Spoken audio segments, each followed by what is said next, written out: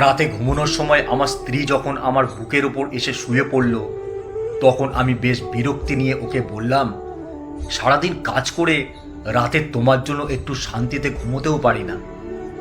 তুমি তো জানো আমি তোমার বুকে ছাড়া ঘুমাতে পারি না। এমন ন্যাকামো না করলেও তো পারো।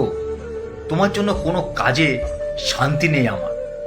ভালো, তবু আমি তোমার বুকেই ঘুমোবো।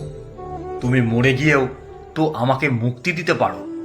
রোজ রোজ এমন অশান্তি আমার আর সহ্য হয় না। এমন একটা বস্তা গায়ের ওপর থাকলে কি কেউ ঘুমোতে পারে? আমি তো শুধু রাতের বেলাতেই বুকে ঘুমোই, আর তো কখনো জ্বালাতন করি না। তোমার মতো নির্লজ্জ মেয়ে আমি আর একটাও দেখিনি। আমার মাথা ব্যথা করছে, একটু হাত বুলিয়ে দাও।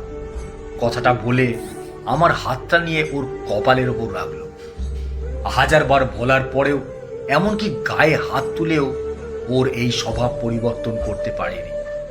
আপনারা নিশ্চয়ই ভাবছেন স্ত্রী বুকের ওপর ঘুমোলে আমি এত বিরক্ত কেন হই। আসলে ওকে আমার এখন আর ভালো লাগে না। আমার অন্য একটা মেয়ের সাথে রিলেশন আছে, কিন্তু কিছুতেই মিতাকে বলতে পারি না। মিতা আমার স্ত্রীর নাম। এমন বেহায়া মেয়ে আমি খুব কম দেখেছি। ওর জন্য রাতে কণিকার সাথে তেমন কথা বলতে পারি না। ঘুমোতে এলেই আমাকে ধরে রাখে। গায়ের সাথে মনে হয় গরম কিছু লেগে আছে মনে হচ্ছে। মিতার কপালে হাত রেখে বুঝতে পারলাম ওর গা অস্বাভাবিকভাবে গরম, হয়তো জ্বর এসেছে। শীতের রাতে গরম কিছু কার না ভালো লাগে। আমি হাতটা ওর কপালের সাথে চেপে ধরে রাখলাম। ওর কিছুটা কষ্ট কমবে এই জন্যে নয়, বরং এত সময় কম্বলের বাইরে রাখা হাতটা নিমেষেই গরম হবে সেই আশায়। সকাল 8টায় ঘুম ভেঙে দেখলাম মিতা আমার বুকের উপরেই ঘুমিয়ে আছে। গায়ে হাত দিয়ে বুঝলাম গা রাতের থেকে অনেক বেশি গরম হয়ে আছে। কয়েকবার ডাক দিলাম, কিন্তু কোনো সাড়া দিল না। ওকে বুকের ওপর থেকে সরাতে গেলে খেয়াল করলাম আমায় বেশ শক্ত করেই ধরে আছে। তবুও ফ্রেশ হতে চলে গেলাম, কিন্তু মিতার অবস্থা ক্রমশ খারাপ হচ্ছে। তাই ওকে নিয়ে হাসপাতালে গেলাম। ডাক্তার বলল ওর অবস্থা অনেক বেশি খারাপ, এখনই আইসিইউতে ভর্তি করতে হবে। কিন্তু আমি ওর জন্য এত টাকা নষ্ট করতে পারবো না, তাই সাধারণ মহিলা ওয়ার্ডে ভর্তি করে নিয়ে এলাম। অফিসে এসে কণিকার সাথে গল্প জুড়ে দিলাম। মেয়েটা আমাকে ছাড়া কিছু বুঝতে চায় না। কণিকা আমার অফিসের কলিগ। ওর হাসি মুখটা যে কোনো পুরুষকে নিজের কাছে টানতে বাধ্য। তাই আমিও ওর কাছে চলে এসেছি। সারা দিন বেশ ভালো কেটে গেল। সন্ধেবেলা বাড়ি এসে ফ্রেশ হয়ে খাবার টেবিলে গেলাম। না, আজ আর এই টেবিলে আমার পছন্দের কিছু রান্না করা নেই। মিতা রোজ সন্ধ্যা হলে আমার পছন্দের হালকা খাবার বানিয়ে দিত, তারপর নিজের হাতে খাইয়েও দিত। কণিকার সাথে রিলেশন যাওয়ার পর একদিন বলেছিলাম, তোমার আমাকে খাইয়ে দিতে হবে না, নাকি বিষ মিশিয়ে এইভাবে খাওয়াতে আসো। তারপর থেকে আর কখনো খাইয়ে দিতে দেখিনি। রান্না করে টেবিলে গুছিয়ে রাখতো। আজ মিতা নেই, তাই কেউ কিছু বানিয়ে রাখেনি। খাটে গিয়ে শুয়ে কণিকার সাথে কথা বলতে লাগলাম, কিন্তু এখন ওর সাথে কথা বলতে ভালো লাগছে না। সারাদিন মিতার কোনো খোঁজ নেওয়া হয়নি। আচ্ছা, ওর কি জ্ঞান ফিরেছে, নাকি ও আর নেই? না না, আমি এসব কি ভাবছি। আর ও মরে গেলেই তো আমার আর কণিকার জন্য ভালো হয়, কিন্তু মনকে কিছুতেই শান্ত করতে পারছি না। সাথে পেটও বুঝিয়ে দিচ্ছে তার খাবার চাই, কিন্তু এখন বাইরে যেতে ইচ্ছে করছে না। আর মনে বলে উঠলাম, মিতা, আজ কি রাতে না খাইয়ে রাখবে নাকি? তুমি আসলেই কোনো কাজের না। দুপুরের টিফিনটাও দাওনি আজ। হঠাৎ খেয়াল আসলো মিতা হাসপাতালে ভর্তি। মেয়েটার আর কোনো খোঁজ কেন নিলাম না?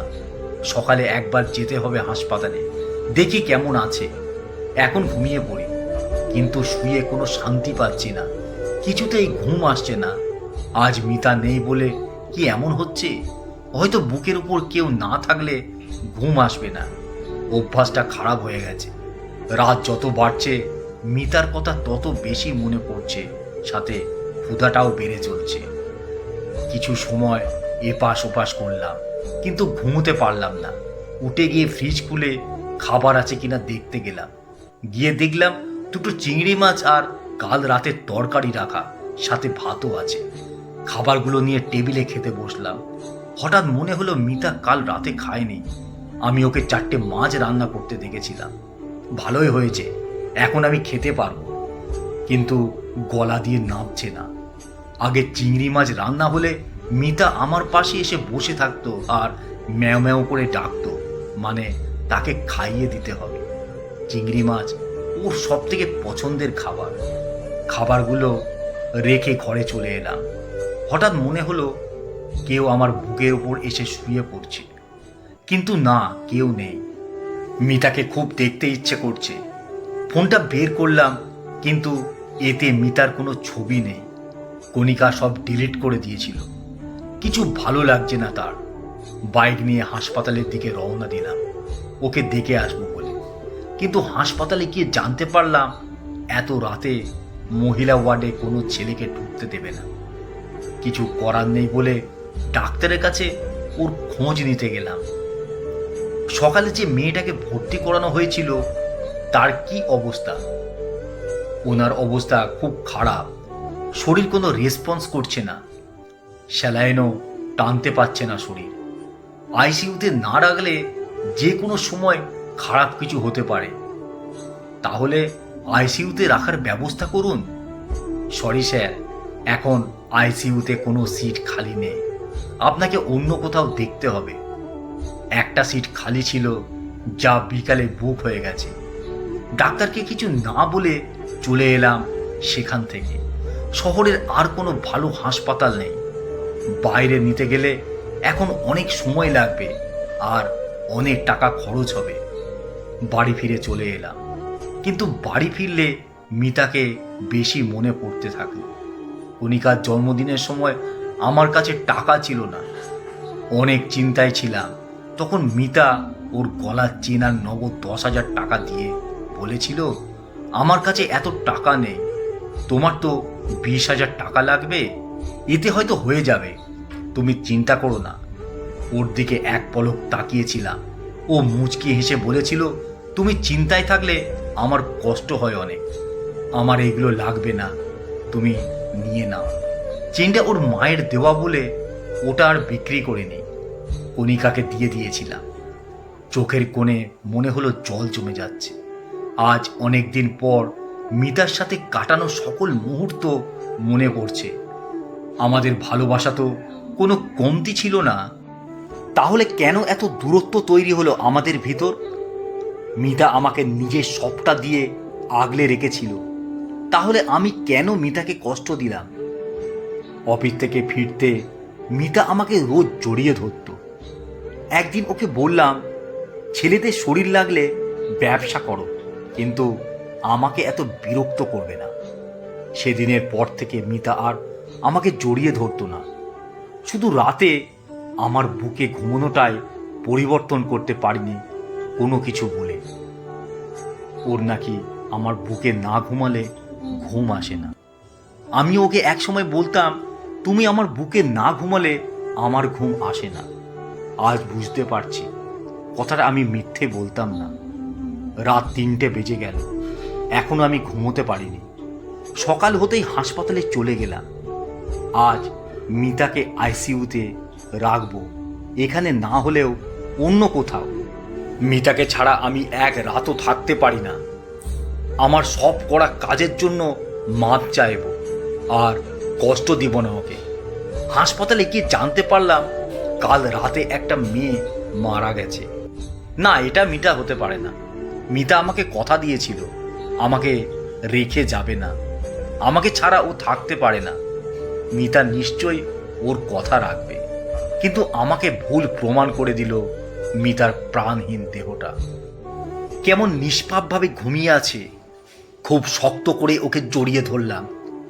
শেষ কবে ওকে জড়িয়ে ধরেছি মনে নেই। ওর মুখের কাছে মুখ নিয়ে বলতে লাগলাম, তুমি বলতে না তুমি আমাকে ছাড়া থাকতে পারো না, তাহলে আজ থেকে কি করে থাকবে? জানো, কাল রাতে আমি তোমাকে ছাড়া ঘুমোতে পারিনি। গায়ের ওপর এই বস্তাটা না থাকলে আমার ঘুম আসে না। কে আমাকে রোজ পছন্দের খাবার রান্না করে দেবে বলো? কে আমাকে এতটা আগলে রাখবে? আমি তোমাকে আর কষ্ট দেব না। এই দেখো, তোমাকে জড়িয়ে ধরে কথা দিচ্ছি, আমি আর কথার খেলাপ করব না। তুমি জানো কাল রাতে আমি তোমাকে ছাড়া কেমন ছিলাম?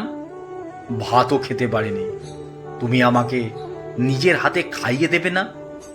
এইবার আর বলবো না তুমি বিষ মিশিয়ে মেরে ফেলতে চাও। বলো না প্লিজ।